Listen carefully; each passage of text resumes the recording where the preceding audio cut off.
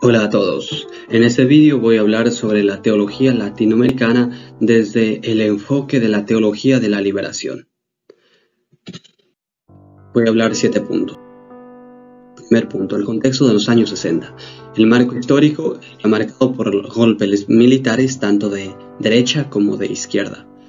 Y la lucha entre estas dos potencias, llamada la Guerra Fría, de la Unión Soviética, representada por el socialismo y el comunismo, y la de los Estados Unidos, representado por la democracia y el capitalismo. Estas dos fuerzas marcan toda la política económica y global de todo el mundo en esta década de los años 60. El marco histórico, dos teorías que predominan: la teoría del desarrollismo planteada por Rostow, que mantiene que mover del sitio de subdesarrollo al desarrollo requiere imitación del proceso hecho tanto en Europa y los Estados Unidos, y la teoría de dependencia planteada por donde dice que los países subdesarrollados dependen de los desarrollados. Ninguna de estas teorías va a sobresalir. Marco teológico. El marco teológico está marcado por la Conferencia del Río de Janeiro, dado en el 55, donde se crea el CELAM y las comunidades eclesiales de base en 1960. También está marcado por el Vaticano II. Karl Rahner, frente a esto, nos dirá que el Vaticano II representa el segundo giro en la Iglesia. El primer giro es cuando la Iglesia sale de Palestina e ingresa en la cultura greco-romana y asume su cultura. Esto domina hasta el Vaticano II. Y el segundo giro es cuando tolera la diferencia, una iglesia que tiene distintas maneras de pensar, de expresar en su liturgia y en su teología. El Vaticano II representa un nuevo hito de la historia de la iglesia, un giro antropológico, iglesia en el mundo para transformar el mundo, para el bien del hombre. También está el documento de Medellín en 1968, empezando por la realidad y mira al Vaticano II, Este documento pues hace una opción por los pobres, es el tema principal de este documento.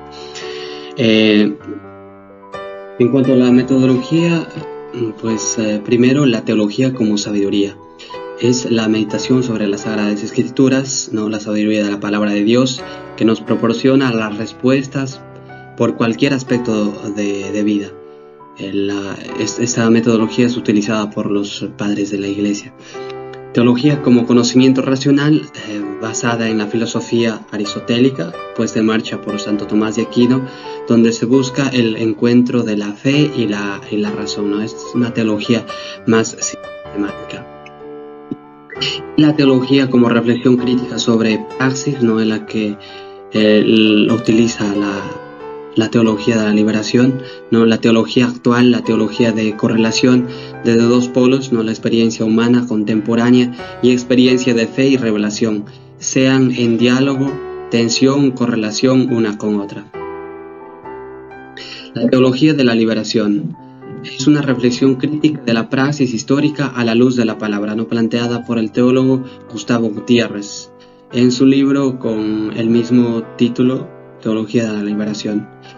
Entonces la teología de la liberación es una respuesta al problema del no ser, liberación de contextos de dependencia, uso de las ciencias sociales, fe y praxis, opción por los pobres, y es un método de hacer teología. El uso de la Biblia, la metodología. El método histórico crítico se preocupa del significado original del texto, y la teología de la liberación quiere examinar el texto bíblico para que sea más responsiva a la geografía del hambre, la cultura de violencia, el lenguaje de los sin voz, el mundo de opresión y la estructura de un orden social injusto, Es decir, ¿qué es lo que me dice hoy la Biblia a mí, En cuanto a la hermenéutica, Paul Ricoeur distingue entre 3 significados de la interpretación, Primero, el significado del texto, lo que el texto dice; el significado del autor, lo que el autor quiere decir con el texto; y el significado del que escucha o el que lee,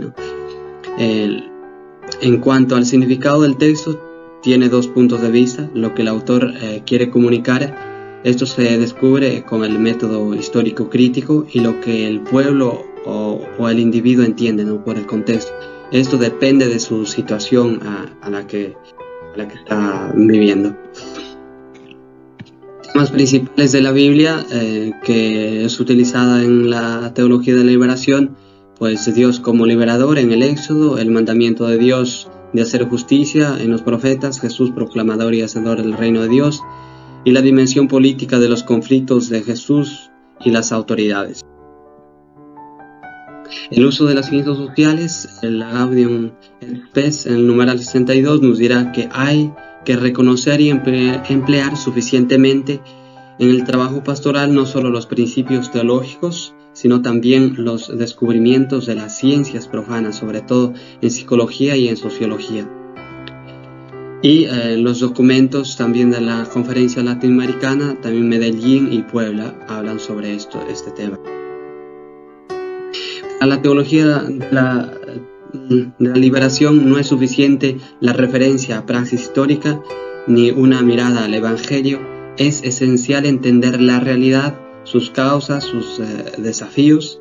El análisis social revela las causas y raíces de la situación de opresión. Tiene que haber un diálogo con las ciencias sociales para analizar la realidad. En cuanto al uso del marxismo y la lucha de clases, el uso del marxismo en la teología de la liberación usa el marxismo como aportes de las ciencias económicas para entender la realidad y las estructuras de injusticia. El marxismo ayuda a conocer mejor la realidad social, sus conflictos, sus mecanismos de opresión. El marxismo solo entra en la teología en el momento de aproximarse a la realidad social, no en todas y cada una de las partes de la elaboración teológica. En cuanto a las luchas de clase, para Marx la lucha de clases es positiva para fomentar la revolución y el cambio, mientras que para la teología de la liberación existen conflictos entre clases sociales y es el resultado de las estructuras de pecado, y la injusticia obliga a eliminar esta lucha contra esto, asegurando la eliminación de la pobreza. Y en un punto final, pues sobre el pecado social, estructuras de pecado, el documento Solicitudo Rei Sociales nos dirá: un mundo dividido en bloques, precedidos a su vez por ideologías rígidas, donde en lugar de la interdependencia y la solidaridad dominan diversas formas de imperialismo, no es más que un mundo sometido a estructuras de pecado, lo cual es la suma de factores negativos que actúan contrariamente a una verdadera conciencia del bien común universal y de la exigencia de favorecerlo. Parece crear en las personas e instituciones un obstáculo difícil, ¿no?, de superar, en el numeral 36. Y la congregación de la fe nos dirá que la raíz del mal pues reside en las personas libres y responsables que deben ser convertidas por la gracia de Jesucristo para vivir y actuar como criaturas nuevas en el amor al prójimo, la búsqueda eficaz de la justicia. Y finalmente, en conclusión, podría decir que la teología latinoamericana, a raíz de la realidad de pobreza y de las estructuras de pecado, quiere hacer una liberación íntegra, ¿no?, del hombre a la luz de la fe y de las fuentes de la revelación. Pues muchas gracias.